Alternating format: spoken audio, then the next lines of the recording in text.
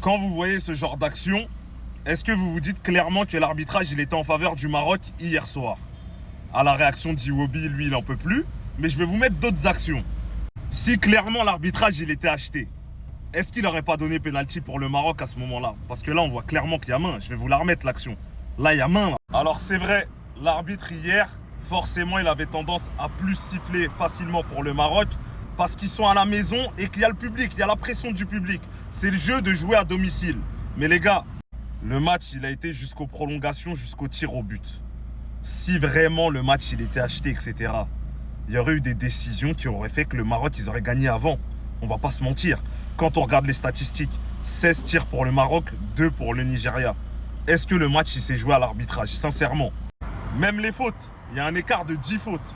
29 fautes du Nigeria, 19 fautes du Maroc. Donc au final, quand on regarde les statistiques, même au niveau des fautes, il y a un écart, mais c'est pas si énorme que ça.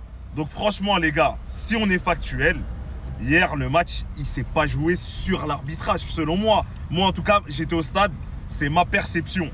Après, devant la télé, c'est peut-être différent. Mais quand on regarde, le match il s'est fini au tir au but. Au final, c'est le plus méritant qui est passé. En tout cas, selon moi. Dites-moi ce que vous en pensez en commentaire.